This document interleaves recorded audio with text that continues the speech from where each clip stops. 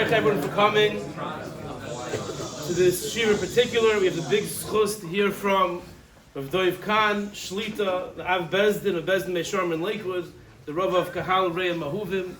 This is Rabbi Kahan's fourth time in Heichal Torah, and it's been amazing each time. A lot of back and forth. In this room, this one will probably be no exception. We want to thank the North Miami Beach Koilel and the T4 Initiative for creating this initiative, these series of shiurim. Rabbi Omen is here from the Koilel, Rabbi Parsons, Yashikayach. We also want to thank the law from Stockton and Braverman, who sponsored the larger initiative. Keith Wasserstrom and Ed Robbins are here representing them, Yashikayach Gadol, and the accounting firm of Bernath and Rosenberg, who are the ones who sponsor specifically. They realize that in Hollywood we also like to keep halacha, and therefore they're sponsoring the Hollywood Yashikayach for recognizing that. We appreciate it. And we have Yuda Lifshitz here representing the accounting firm. So Groisi Yashikayach. Many of us have been to the launch. It was in Aish. Rabbi Krishna spoke about the importance of learning Choshen Mishpat, Yoni Mominis, because when it comes to other areas of halacha, so we have an idea, we know what to ask most of the time. When it comes to Choshen Mishpat, we don't even realize what a question is. I've been giving Shabbos afternoon on Hilchos Ribbis, practical applications of Hilchos Ribbis the past 2 weeks. I can't get through 3 Mar Mekaymas without the Olam realizing we have multiple shilas. The Olam heard of 210 net 30? 210 net 30 is a groisa shaila. Avi, it's a groisa shaila. And these things on earth, in this past Shabbos afternoon, it was going back and forth to someone, and I chapped that they might have been doing something wrong this entire time. So Hilchos tzedaka, the Seder Kedim and Maestris, also is a tremendously relevant, important area of halacha that many of us don't really know the Seder Advarim, and we look forward to hearing the shir from Rabbi Kahan on this topic. Thank you.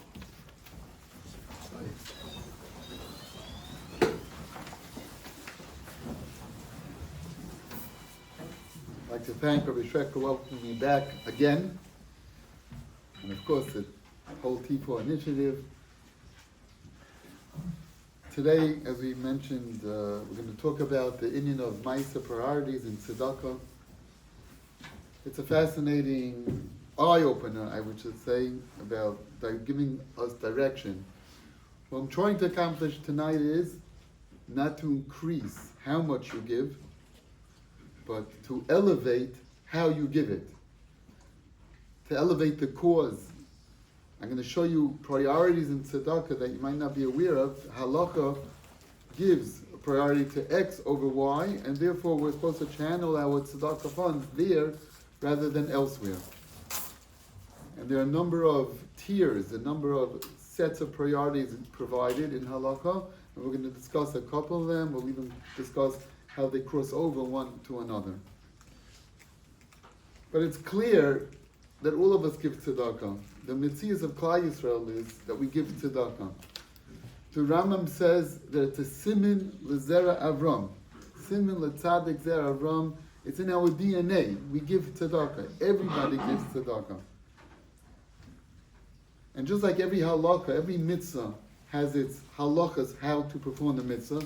There's a way how we shake a lulav, and there's a way how we blow in a shofar and tekiah shofar, and there's a way how we eat matzah, and everything has details of halachas. There's a way how we daven Shemona Esrei. There are details in halachas. You can open up a Shulchan Aruch and see simanim on it. Well, so too for tzedakah, there's ways of how to give tzedakah. And we're going to try to get more out of our money to raise the effectiveness of our tzedakah. Just to start off, I think it's appropriate to discuss the difference between Meiser and tzedakah. For most of us, it's one big blur. We think Meiser is tzedakah and tzedakah is Meiser, and it's really not the case. It's 2 different halachas. Tzedakah is actually deraisa. There's a mitzvah deraisa, or actually numerous mitzvahs deraisa to give tzedakah. Whereas the concept of Meiser is not in the Torah, and it's not even a derabanan, and really it's a midig in Klal Yisrael, and it's basically al pi Said, al pi Kabbalah, to give Meiser. But it's not the form, what we're talking about tzedakah. Tzedakah is you're supposed to give to an ani, someone who's in need, you provide for him, that's a mitzvah deraisa tzedakah. Meiser, on the other hand, is we're trying to resemble, we're trying to get the inyan of Ma'aser Rishon. When we have crops in Eretz Yisrael, we take the crops, we take off a tenth of the crops, and we give that to Levium. That's Ma'aser Rishon. So the concept of Ma'aser Ksafim, Ma'aser with regard to money, to profit, is the same thing. We take off a tenth of our profit, and with that we give to Levium. Who are the Levium of Klal Yisrael? So that the Levium of Klal Yisrael is the Shevet who devote themselves to do Avodah in the Beis HaMikdash. So too Bismanenu, the Levium of Klal Yisrael are those who devote themselves to full-time Torah study. Koilel Yingalait, Talmidei Chachamim, people who are devoted, that their Torasei Umnasei, their umnis is to learn Torah. That is what they do. Those people are the ones who are the recipients of Ma'aser. And if you go through the Mekayis in Chazal about the inyan of Ma'aser Ksafim, it's supposed to go to Amalei Torah. That's the nusach. Amalei Torah. People who toil in Torah. And really, the entire tenth, if you go strict reading from the Kadmainim, the entire tenth, the entire 10% is supposed to go strictly to Torah causes. Amalei Torah. There are others who hold that Ma'aser could be given to mitzvahs as well. And Klal Yisrael has beautiful mitzvahs of organizations that help our Klal Yisrael. Hatzalah, fascinating organization, saves lives. There are Kirov organizations. There's Chai Eva, there's Misaskim, there's Bika Cholim. Great organizations that Klal Yisrael desperately needs and really can't function without them. But they're not Amalei Torah. They're mitzvahs. So there are those who learn that Ma'aser can be given to mitzvahs as well. If you look in the Ramah, in the beginning Reish Mamtes, it doesn't sound like that. They get out of the Ramah. It's a machlokes if you could give Ma'aser to mitzvahs, or you have to keep Ma'aser specifically for Torah. And since Ma'aser is not anyway Mikra Din, it's only a minig, and like I said, it's only a Pi Kabbalah, so therefore many are willing to be lenient and say you could give it for mitzvahs as well. The Chavetz Chaim makes a pshara, and he follows the Knesset HaGedolah ruling. It's interesting, and he says that as long as most of your Ma'aser money is going to Amalei Torah, so then we have Rubai Kakuloi. It's as if you gave all your money to Torah, and therefore that's enough. So therefore, that's probably the middle of the road to follow, is we should try to give at least most of our Ma'aser money to causes of Torah. For those of us who could afford to give more than Ma'aser, let's say we could afford to give 13% of our income, so then the Svarim say is that you should try to at least have in mind that you're not giving 13%, but rather you're giving 10% for Ma'aser, and the other extra 3% is tzedaka. Because you really want to still be mekayim this inyan of Ma'aser. So you want to get Ma'aser Rishon in. 13% is not 10%. 13% is more than 10. So just like 7 is not 10, well 13 is not 10 either. So therefore what you have to have in mind is, try to have in mind, is you're giving 10% Ma'aser, and the extra 3% you're giving for tzedakah. For those of us who could afford to give a choimish, which is 1/5 of our income, and there are many people in Klal Yisrael who do that, same thing, don't have in mind you're giving 20%, but rather have in mind you're giving 2 times 10%. Aser to aser. You're giving one Ma'aser and then a second Ma'aser. And that, the Sfarim say, is like when we have crops, there's Ma'aser Rishon and Ma'aser Sheni. Ma'aser Rishon went to the Levium, like we discussed, which is the Amalei Torah of Klal Yisrael. Famous Rambam, the Rambam says, Lo Shevet Levi Bavad, but anyone who devotes himself to Torah is like Shevet Levi.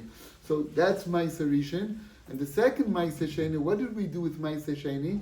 We took the crops up to Yerushalayim, and we ate the Ma'aser Sheni in Yerushalayim.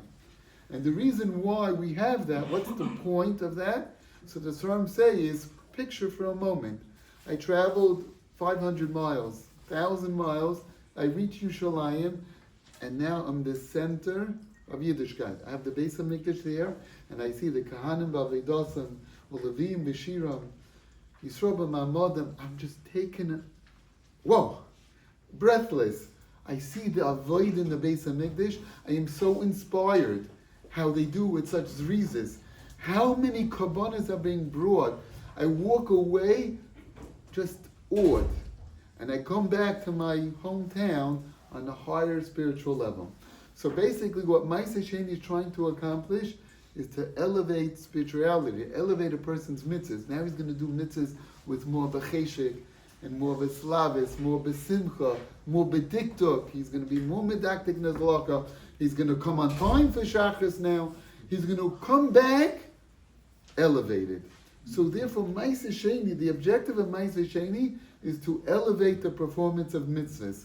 And therefore the Shalom say that those of us who are zoicha to give a choimish should devote their first 10% to Amalei Torah, and their second 10% they could devote for mitzvahs, for great causes in Klal Yisrael that Klal Yisrael needs.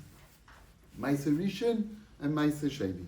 That's this short of things. I'm just giving you a quick synopsis, but that's tzedakah has its own variables. Tzedakah is just to give to aniyim, people are in need.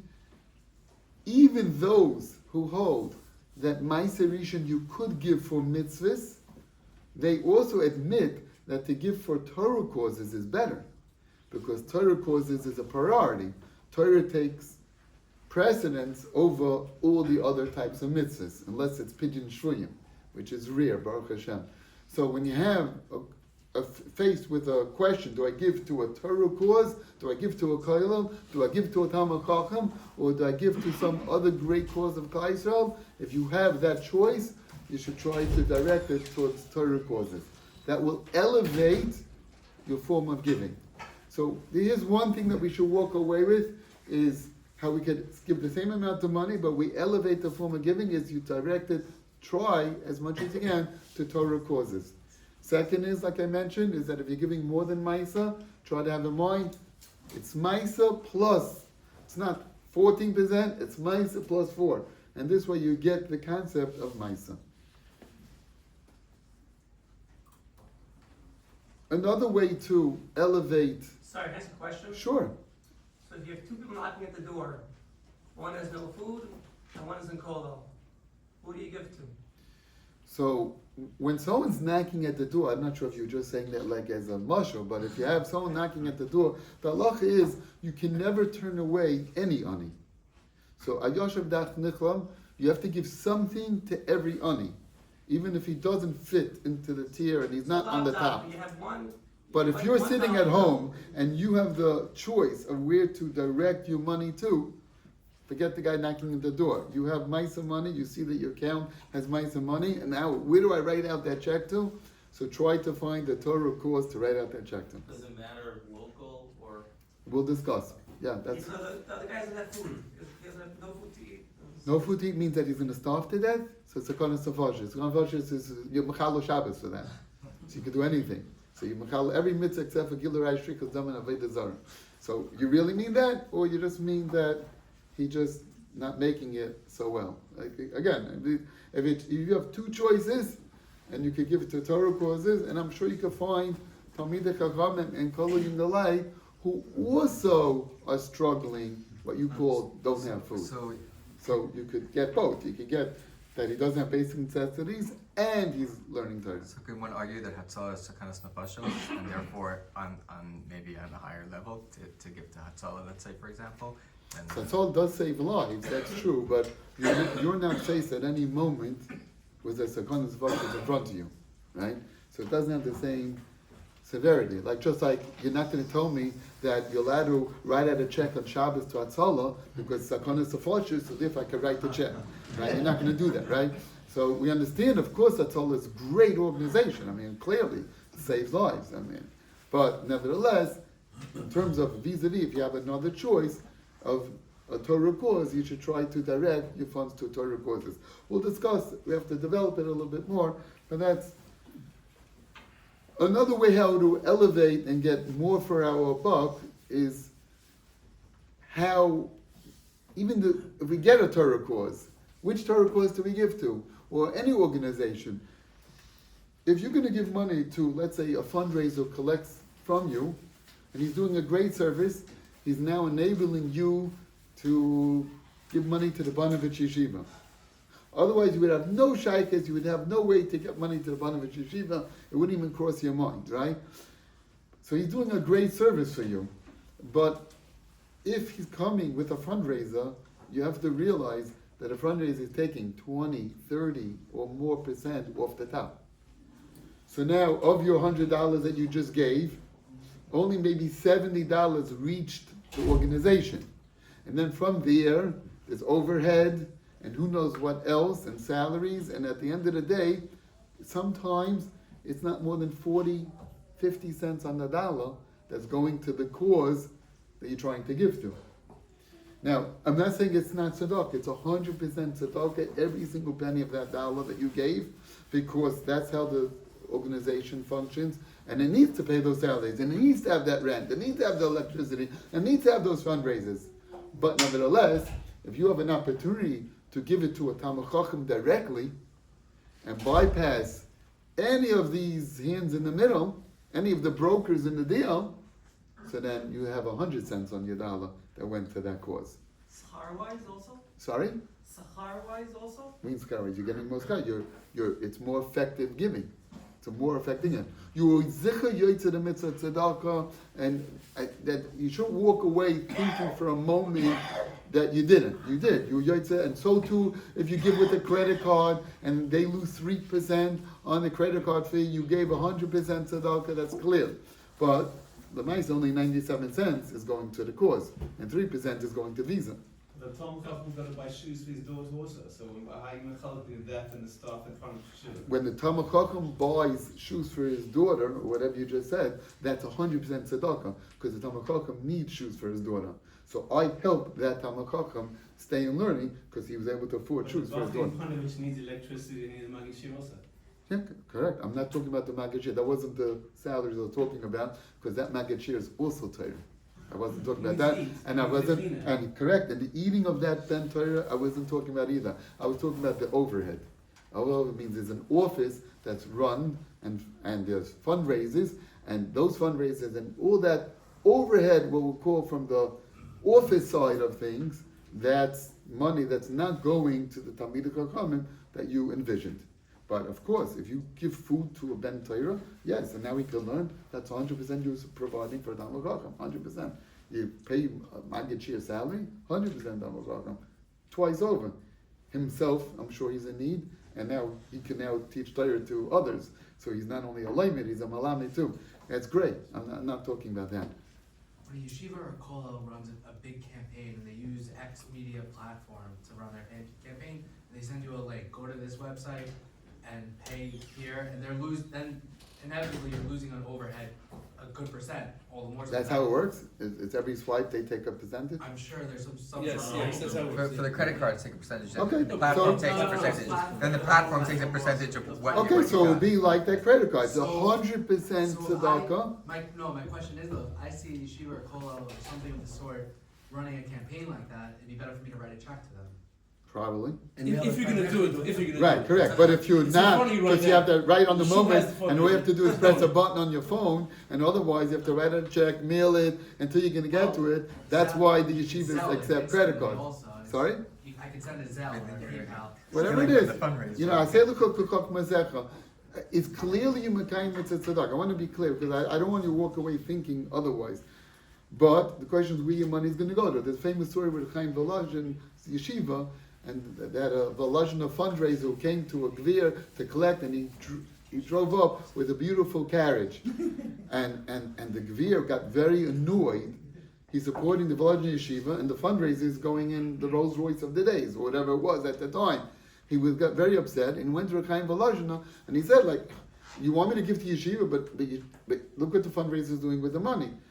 So to which Chaim Volozhin said, he said that it depends on your makshava. If you have your pure makshava, so your money is going to go to the Talmid Chacham. And if your makshava is not pure, then your money is going to go to the fair, to the horse. So I got it. I hear it. It's clearly tzedakah. Just to clarify, I'm saying, should I go out of my way, instead of clicking on that link, should I find their website and just send money directly to them? Because I know they're trying to raise. That's my question. I don't know. Debatable question because I don't know.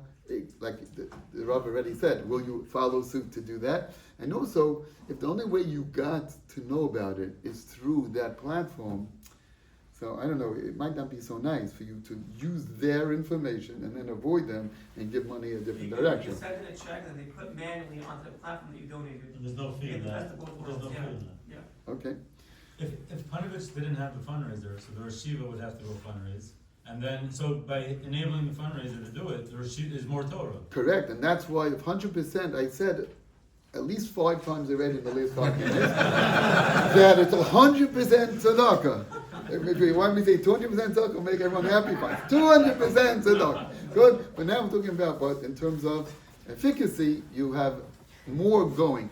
So why am I bringing this out is because there's a major difference between how Goyim give tzedakah and how Yidden give tzedakah. It's not just in dollars and amounts, because that's like not shaykh. The average Goy doesn't even give 1% of his income to tzedakah. I'm not even talking about that. That's like not even comparable. But they have a concept in their mind to charity that when you give to a 501c3, you give to an organization. When you try to explain to them, but there's somebody, a human being in need, they can't understand it. Try. Speak to Goyim and try to get it. So which organization am I writing it out to? They don't understand that we have a heart and you have to care about another individual. They only care about organizations who help people. So by us, we care about people. The organization is just a way to get to the individual. But if we could get to the individual directly, that's a home run. That's great. So let's try. Everybody in this shul, I'm sure, unfortunately, knows somebody who's struggling. That's the reality. It's not tax deductible. Sorry?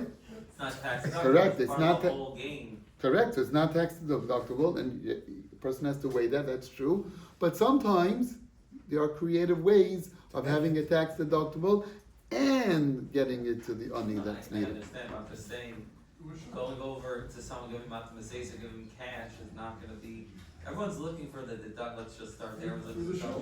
Correct. It also depends on. It also really depends on how much tzedakah one gives, because let's say by me, my accountant, when I send him how much tzedakah I gave that year, he gets annoyed at me. He says he doesn't want to have any paper trail of that, because if I write down all that on my tax return, it's going to send off a red flag. So he like dumbs it down today that no red flags. He feels that that's better to pay a little extra, but avoiding being audited. Look, I defer to my accountant, but it also depends on how much and what, if it makes sense or not. Again, I'm not absolute. It's not black and white. Everyone has to know how to deal with it. But there are ways to be able to get to the Rebbe in yeshiva funds through tax deduction also. Okay, I'm not going through it. Okay, so let's talk about certain kedimis in tzedakah. There are 2 of them that I want to focus on. One is a kedima in terms of family.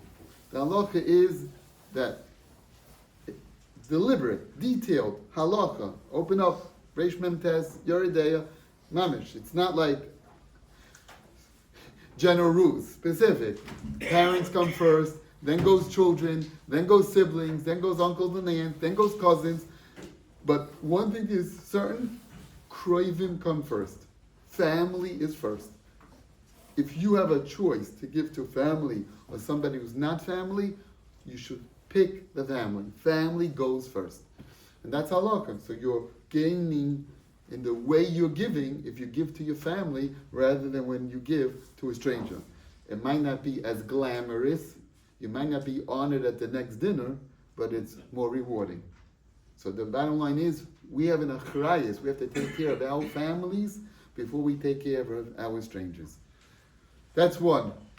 Happens to be once we're talking about family. I've gotten this question numerous times just in the past week. I get this all the time. Is important halacha to know that when it comes to parents, even though it's the top in terms of family, but nevertheless, if a person could afford to give to if a person could afford to provide for his parents from non-tzedakah funds, if he uses tzedakah funds, kulila v'chas, he gets cursed. It's a curse that Chazal gave for someone who uses tzedakah funds to support a parent. So if you have the ability to support your parents without using tzedakah funds, then you should do that. It's a little risky to use tzedakah funds. If If you you have a parent can't, that's a Talmud Chacham and you consider Meister not tzedakah, then no, still, a parent is a parent. When your mother stayed up for you at night, it wasn't out of tzedakah funds. So too, we have to have a curse of toiv and realize that they're our parents, and we have to be there for them in their time of need, and not from tzedakah. So what takes precedence, supporting a Talmud Chacham that's a stranger, or supporting a family member? Excellent question, and that's a machlokes. That's a machlokes. Is basically, we just talked about Torah being first, and now we're introducing a new type of tier, and that's family. And what happens if you have a family who's not a Talmud Chacham and someone else who is a Talmud Chacham, not family? And that's a machlokes apayiskim. What comes first? I can show you both sides of the aisle. So you probably should try to cover both sides of the aisle, because something like this and something like that. Okay, that's With family, where do you draw the line? If the family member needs $20,000 that year, and you have $20,000 to give a miser, do you have to channel that $20,000 full to family? You can't give it anywhere else? Or? Okay, so we're going to discuss that, but if you're already touching on it just now, but there is a concept of daymax, right, to try to fill the need. We're going to see with the Shem, I guess I'll mention it now, is that the Paiskim say that you're not, based on David HaMelech, that you're not supposed to give more than half of your Maisa money to any one cause. So, even though you're supposed to help out your family first, but according to many, you should try to limit it up to half of your Maisa funds. So, if you could do that and still give him the whole 20,000 that he needs, great. He's making a chasana and he's desperate, great. Whatever he's going to Chalila, a medical crisis, great, that would be great. But you should try to limit it up to half of your money. If it's really desperate, so then you can go more, because like I said, it's not everyone agrees to that cap. Some agree, some hold like that. So if you get everything, great. If not, then in economy you're supposed to give them more. That's that. And let me talk about and introduce another level, a tier that's provided for in halacha, and that is location, proximity. How close is that ani to me? My next door neighbor comes before the person living down my block. My immediate area comes before my town. My town comes before my city. My city comes before the next city. Eretz Yisrael is like somewhere in the middle. My city comes before Eretz Yisrael, but Eretz Yisrael comes before a different city. Location is important. We have an achrayis to support our location. We have to build up the infrastructure of our location, the shuls and the koilelim and the yeshivas and what may be, or the mikvahs, or whatever it might be, the bika cholim. We have to provide for our city, build up our city first. That's another set of tier of priority. So if I have a choice of who to give it to, do I give it to someone in my city, someone out of my city? Choose someone in my city, and you just elevated your tzedakah. You gave it to the right recipient, the right cause. It's the better cause. The better cause is to keep the money in your city. The Steipler says that keeping the cause in your city is not just for the aniyim of your city, but the moistus of your city are like the aniyim of your city.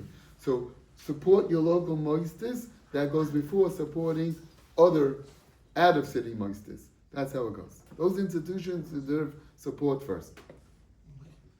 How do we define city? City is Hollywood, city is South Florida. So I really don't know. I mean, certainly South Florida comes before whatever. I mean, Hollywood comes before North Miami Beach, and people know North Miami Beach should do North Miami Beach before they do Hollywood. But now you want to know the next step. Once we're out of Hollywood, probably I would assume South Florida.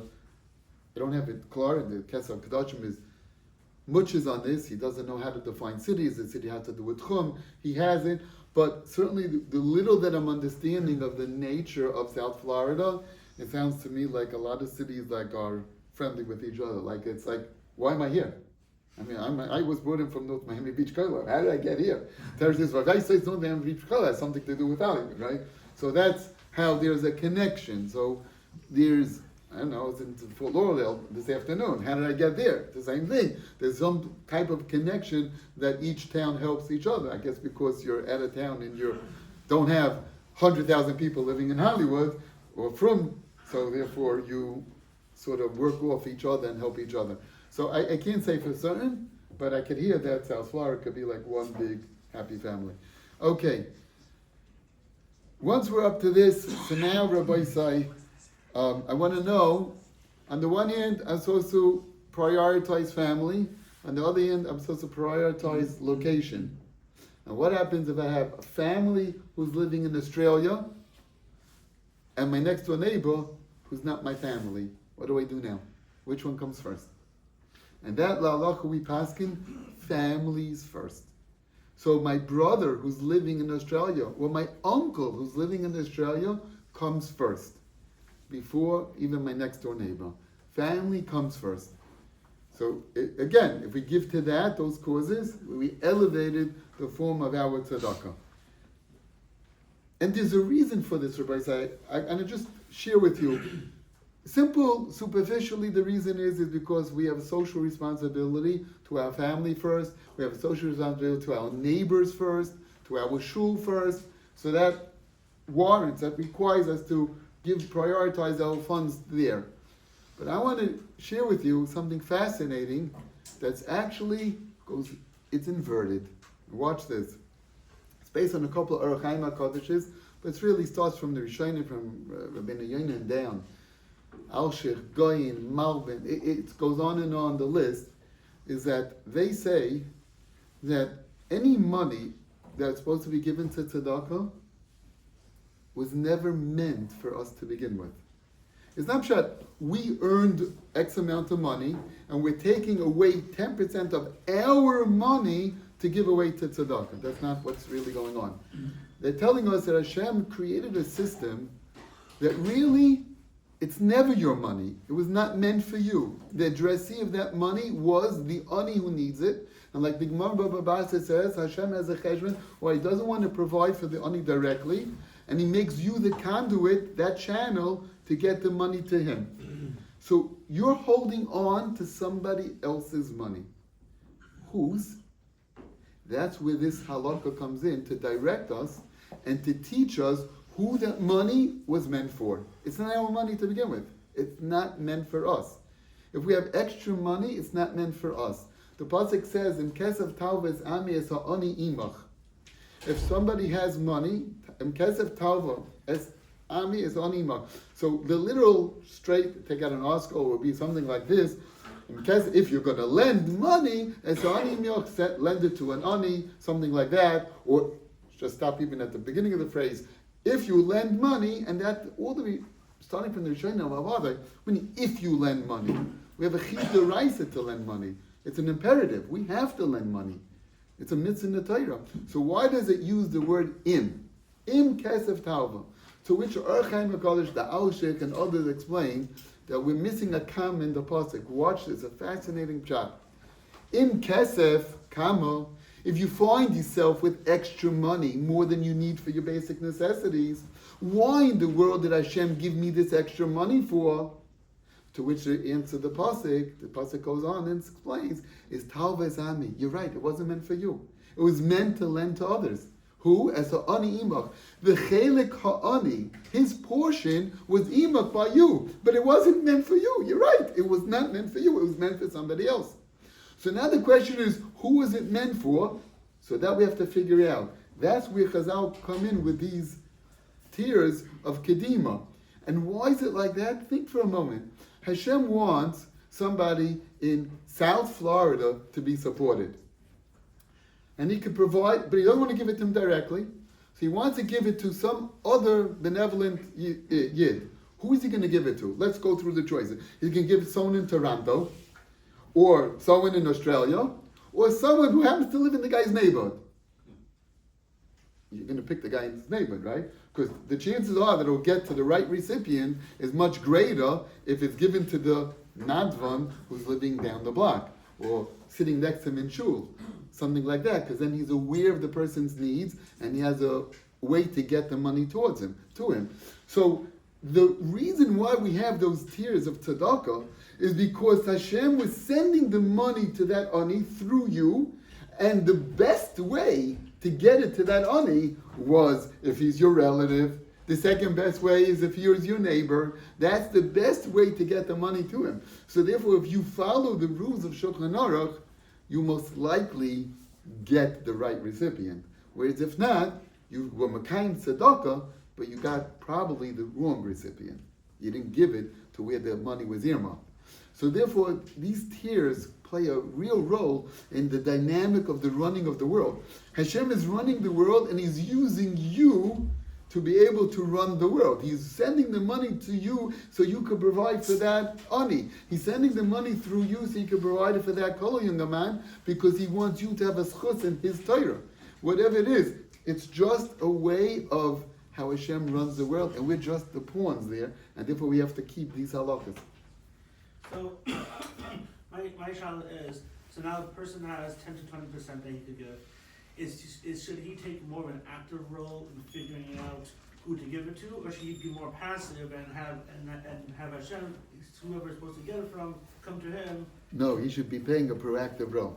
He should be playing. Obviously, if Hashem is sending him a message, someone comes to him, that's great. But he should play a proactive role, because then he could be more thought out of how he's giving the tzedakah. He could, now, if I ask you, go home, spend a half hour thinking of the Torah causes that are in Hollywood, who you could support, or which Talmud Chacham, or which younger man who may be part of a kollel, he's getting kollel stipend, but it's not enough, and you could figure out how to get the money to him. If I give you a half hour, you'll figure it out. Whereas you're going to be passive, not thinking about it, and just waiting for the knock on the door. Why is he knocking on your door for? So you probably would never get the money to him, right? What about different areas of Torah study? How do you differentiate between kollel, school, yeshiva, kiruv? I don't know. I don't know if we could say this person's Torah is more chashuv than the next person's Torah.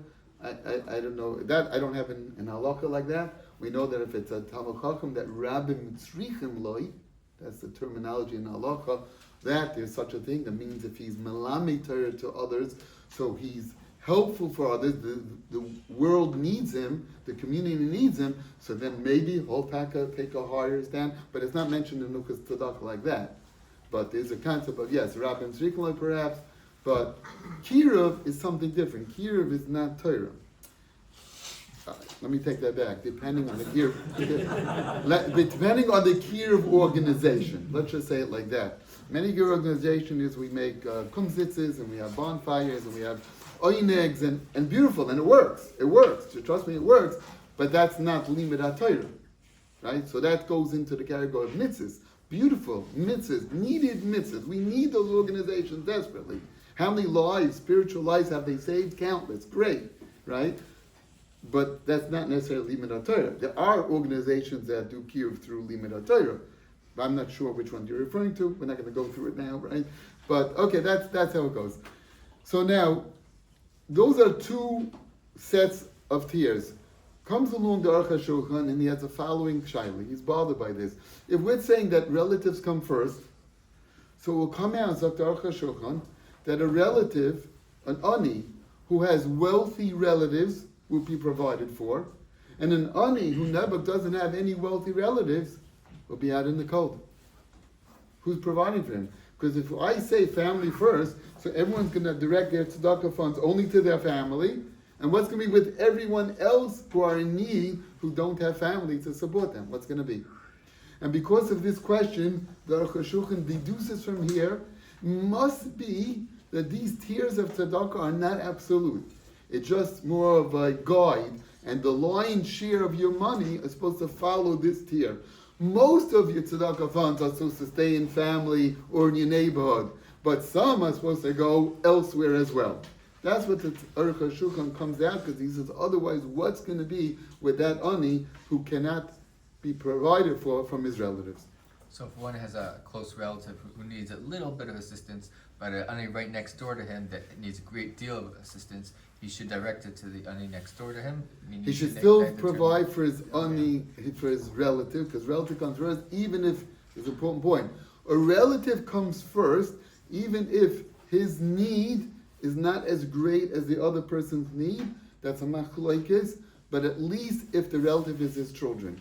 If it's his b'nei bayis, for sure it's like that. If you could support a child in learning, a son-in-law in learning, you won the jackpot. It's great. You can support a brother in learning. Wow, it's great. Home run. That's bases loaded, home run. Grand slam. What? From charity, you support a son-in-law? Yes, you could support a son-in-law from charity if he's learning. Rabbi, when you say- Yes, but with one caveat. Watch this. So I don't know, do you have son-in-laws already? No. Okay, so here, so good, no, so I'm happy I came this year and not this year next year. Because like this, what is there's a halacha in Maisa, it's important halacha, you cannot use tzedaka funds for a davar shebechayva, something that you're obligated to anyway. For example, tuition, you cannot use tzedaka funds for, because it's a davar shebechayva. Now Moshe writes in the tshuva, we have an obligation to educate our children. So we can't use tzedakah funds for tuition. So like this, when you talk about a son-in-law, when did you hear in the shir that you could use tzedakah funds for supporting son-in-law? If it was before you got a son-in-law, so then you can have in mind, when you tell the shotgun you're going to support your son-in-law X amount of dollars a month, have in mind you're taking that out of Maisa, and Memela, it never became a davar shebechayva, it never became an obligation. But what happens if you told the shotgun already that I'm supporting my son-in-law X, and then I come to a shia, wow, I can take from tzedakah, that's great. No, it's too late, you can't. Because once you obligated yourself, That's why I asked the question. Yes, sir. For all those who ask. because then it's a davar shebechayva, and then you can't take it anymore. Let's talk about something personal in a shul. Let's say membership in a shul. Can you take that out of tzedakah or not? Well, that depends on your shul's policy. So if your shul's policy is strict on membership, so that's a davar shebechayva, because I don't get a seat unless I pay my membership, and if that's the case, then it's an obligation. I might not be able to take it out of tzedakah. But if, let's say you're like my shul, where it's a recommended membership dues, and we allow people to have seats even if they can't afford it, and that's fine, no problem. So then, if that's the case, then it's not an obligation. It's just we need electricity, we need to pay rent, whatever it is, we need to live, we need to pay a mortgage. So then in that case, then it's not a davar shebechayva, and then you could take from tzedakah funds to provide for membership. So again, yes, you can support a son-in-law if you had in mind before you committed to. Yes? When you say tzedakah, you don't mean meiser, right? So tzedakah and ma'isa, I deliberately said tzedakah when I said shul, because a shul might not be eligible for ma'isa, depending on your shul. If your shul has a base medrash and it's a makom Torah, so then it's great. So then you're supporting Torah, so that you can take from ma'isa. If your shul is more like the shul type, where you're just davening basically there, most of the function go on the shul is tefillah, so that's not Torah. So that's why I deliberately chose the word tzedakah rather than ma'isa. Because you're going to try to direct your ma'isa funds to Torah, so then you have to know if that is eligible for Torah. Significant percentage of the shul's budget is probably rabbi's salary, and that's teaching Torah, so isn't that? Yeah, wouldn't that so maybe, go to- and economic, maybe. Tuition for girls is davar shebechayva. Tuition for girls is a davar shebechayva. Yes, now Moshe writes that clearly in the tshuva. The person asks him specifically about that, and Moshe has an obligation. We have to teach yadus to our children, Yiddishkeit. If they're not taught in the school chalila, they'll be on the street or in public school, worse. And yes, it's a davar shebechayva. And then he ends off the tshuva. Cleverly, he ends off the tshuva. Well, if you're asking me that shaila, it sounds like you're desperate. If you're desperate, maybe you don't have a chiv ma'isa in the first place. Okay, but if you do have a chiv ma'isa, whatever chiv tzedakah you have, yes, then tuition, even for the girls, is a davar shebechayva. Until what age? Is there an age that you say you're not mechuyev to mechanech the kids? In practice, you know anyone who tells the child it's adkan? The seminary is not my second. We can't. I don't know. Depending who you ask, maybe I don't know. Where does the Yasser and Amanda fall into this? Yasser Amanda is a kedima. When you're talking about, that's also another set of a tier, which I wasn't going to go into. But yes, Yasser Amanda is on the top of the list in terms of those who are needy. But if you have a family member, Pashas, a family member would come first. Now, I got sidetracked, but we're talking about before, I think it was your question about if your relative doesn't need as much as somebody else. So if it's your b'nei bayis, if it's your children, that's where we got sidetracked. But if your children, their needs come first, even if it's not as desperate as other people's needs. For other relatives, then we go how desperate the need is. I mean, it could be other people's needs are more. And that could be a reason why, let's say, a lot of us give money to Eretz Yisrael, or the like, even though it's out of our city, is because they are more desperate, usually, than the people here, and in which case, and desperation is the level of how they're living, or desperation is because they have no one else to rely on to help them, whereas here, there are more ways to get help. So in economy, that might play a role why they could step in and beat these tiers, even though it's not following the exact rules. Tuition for a grandparent is a hardship? Tuition? For a grandparent. Tuition for a grandparent? Grandparent pays the tuition. Oh, grandparent pays Yeah, for a grandchild. I was wondering, you sending your grandparents? Education. Yes. So tuition for a grandchild. So the obligation on teaching Torah could be on a grandfather, like the Maran Kedushin says. Could be. I'm not sure if it would be by a granddaughter. That I want to say on the spot. I don't recall being asked this question, but maybe it could be a granddaughter. It could be different. But a grandson is obviously on your son. But if he can't afford to do so, then you would have the obligation, Pasha, to support your grandson in learning as well. And it couldn't be stuff. Then watch this. It won't be tzedaka. Watch this. It won't be tzedaka. Giving tuition for your grandchild as the grandchild being in need, but there's a different way to do it. Watch this. Is that how come your child's not supporting his child in tuition? Must be your child can't afford it. So in which case, your child is a nani, in which case you could give the money to your child, and now you makayim tzedakah by supporting your child. So you could get it like that, and that's how you are actually giving tzedakah in that way. Okay, so getting back to Aruch HaShulchan. How much does a person have to understand why the person's in need? If, let's say you have a family member and you feel like they're not really, they're getting supported from others and they're not making their best effort to support themselves, do you have to look into that, or just if they need, you give them? Pasha is just if you need, you give them. It's usually not kedai to micromanage other people's finances. It's hard enough to micromanage our own, right? So, our wives. But to now do other people is a little challenging. I don't know if it's so wise to do. Obviously, if you see that they could use advice and you have a way to give them the advice without talking down to them and without insulting them, it might be a good idea. You might want to do it not through yourself, but through a Rav, and get a Rav to try to give that advice.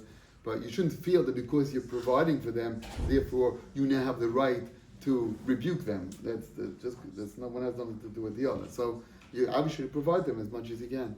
What about a location of a shul, if it's closer to you, or because you said location with a neighbor? Right. So, but if it's your shul, it's not your shul. If you don't dive in either of the shuls, so maybe then location, if it's considered one's in your shkuna and one's in your city, shkuna would come first before your city. That's true.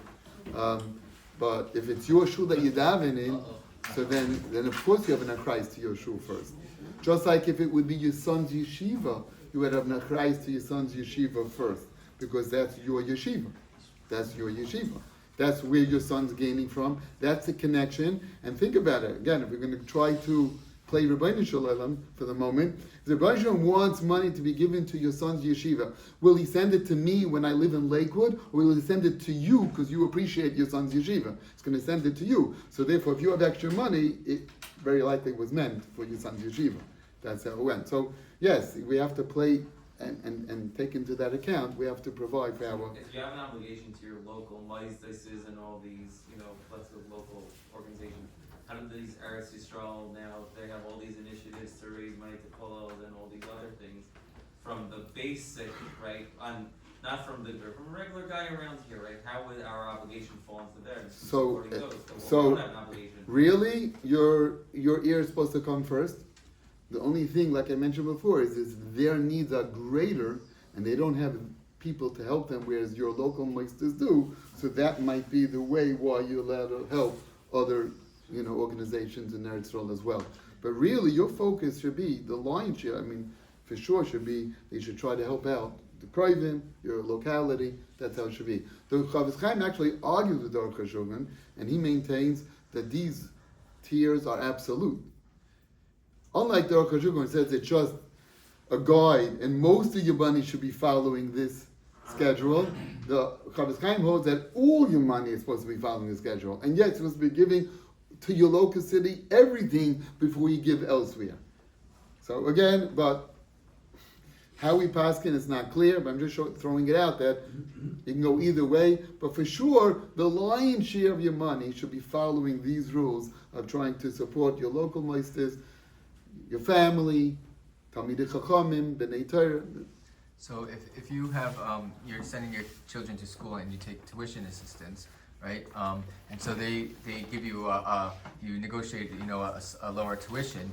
So now that you have Meiser money to give, they would have no claim for that. There'd be no chova to that. It would fall under the regular rules of Kedima, right?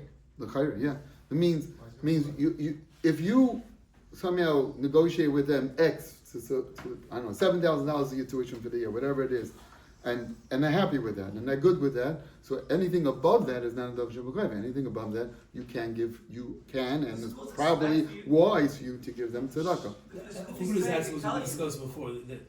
If you went to a school and they said right, I can only afford, our tuition is $20,000. I can only afford $10,000, but I also now have $10,000 of Meiser. So do I have to give that Meiser to the school, or does it go in the regular rules of Kedima? You don't have to. Then No, it goes to your family first. It goes to regular Dima Kedima.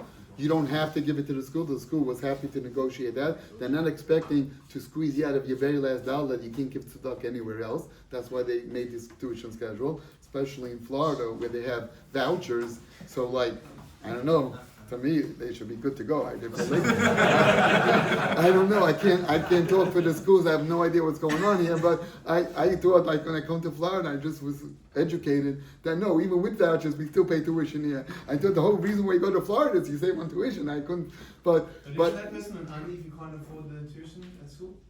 He's an ani. It's not a mamish an ani. It's just based on what he has. If he's going to pay full tuition for all of his 6 kids. Maybe then that will send him into poverty, but but right now he's not only. So they work with you and they understand. And look, I don't want to get personal, and I have no idea, but I don't know. Anyone in the room is part of any school? Okay, so a fundraiser, great. So you're not going to talk about your ma'asid, so let's talk about someone else's ma'asid. So what do you think is the real cost of educating a child in school? Which means, and let me explain how to determine that. What is the annual budget? How many children are in the school? Let's divide the annual budget per capita. It's the amount we charge full tuition. If you take the full budget divided by the amount of kids, it's the amount we charge full tuition. But only 30-40% pay full. Oh yeah? And full tuition is how much? 20 minus 8 from the state. It says $20,000, costs $20,000 to educate a child in Florida. Oh wow. It's good education. Yeah.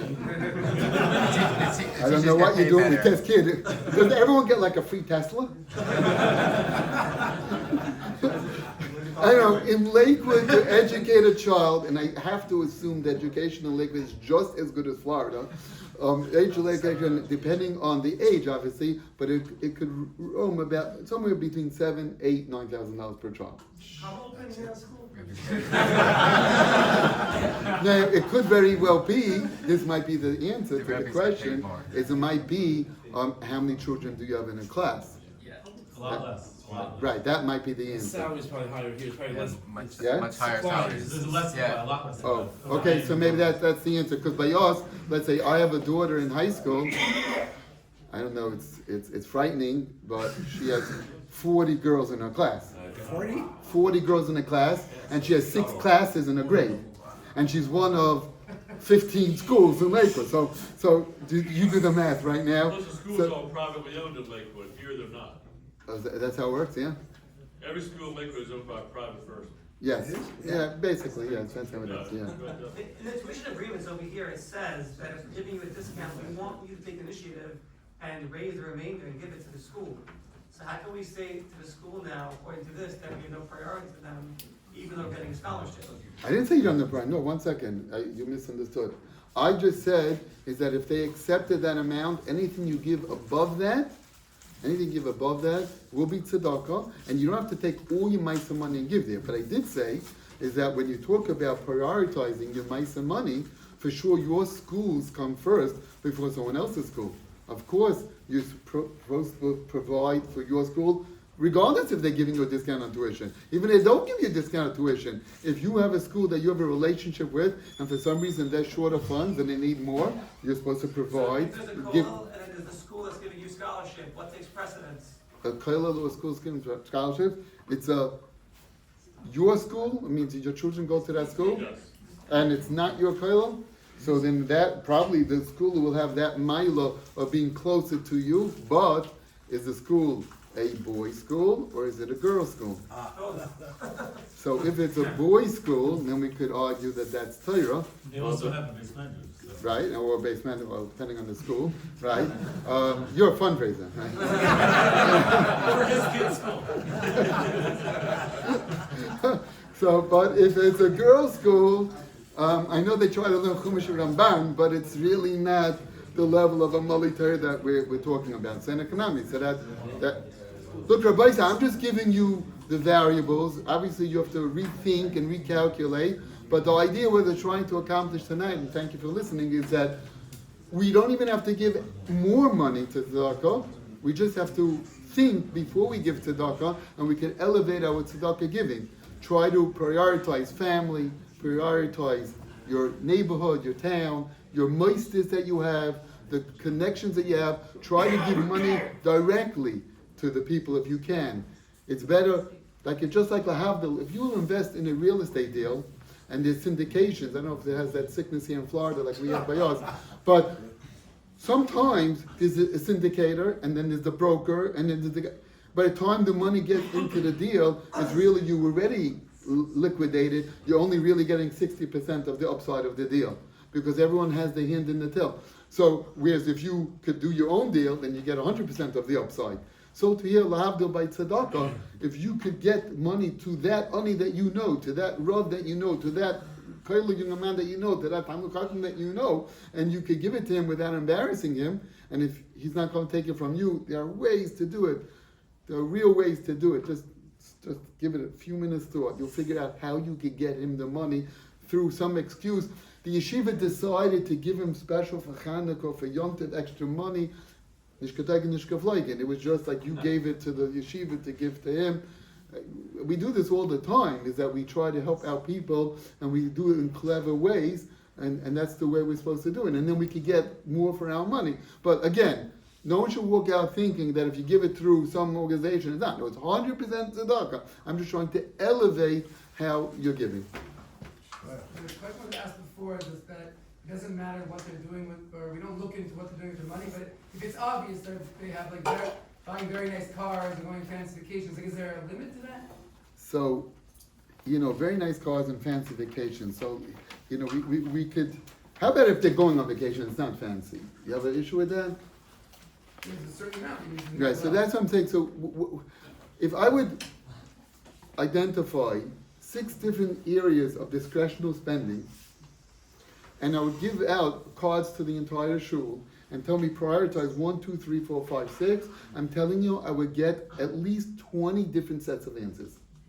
The people who are spending differently than you doesn't mean that they're overspending or they're becoming luxurious. It's just they have a different way of spending. You feel that you need to buy bought foods. And they feel that they'd rather spend it on clothing, or they'd rather spend it on vacations, or they'd rather spend it on something else that doesn't make them wrong and you right. Maybe you're wrong and they're right. But that's or not maybe what you're they're both asking right. for money. Or maybe but you're both wrong. The idea is that you can't impose on others your ways of spending. If you tell me they're reckless, that's something else. And if they're reckless, maybe you should try to help them in other ways. Not because you're providing for them, but maybe get a Rav to get involved and try to help them out. Get them to go to an organization like Mesila. I don't know if it exists here in Florida. It does? Mesila? Yes. Yeah, something like that you could try to do. But if anyone who went to Mesila knows, is that basically they'll just try to help you to increase your income rather than decrease your spending. Because you only could skin a cat so much. That's the bottom line. But you could try to increase your income. It's not healthy to micromanage someone else's ways of spending, and in halacha it doesn't provide for it. Nowhere in the halacha does it say I have to do that. If you tell me that he's already no longer an ani, that he has enough for all of his base necessities, and now he just needs for that private jet, you're right, then he's not an ani. But if he first bought the private jet and now he doesn't have money for tuition, I don't know. That could be a debatable point. But you see, the Gemara in Ksubas has stories where the person was either eating luxuriously. The Gemara talks about he had meat and it's bad. Like I'd rather couldn't understand it. And then you have the Gemara later on in the bottom of the Yomit. The Gemara talks about that he had tli kesef and tli zav. And the Gemara said if that's what he's used to, and he's not at fault for becoming spoiled like that, so then forget that's his day matzorah. So I don't think that we should do that. If you really have a concern, maybe discuss with someone objectional, someone, I don't know, a Rav of sorts, you have a chash of a Rav, discuss with him, if he also thinks like you, that this person is mismanaging, or he's not an ani. All right, shkoyach for listening.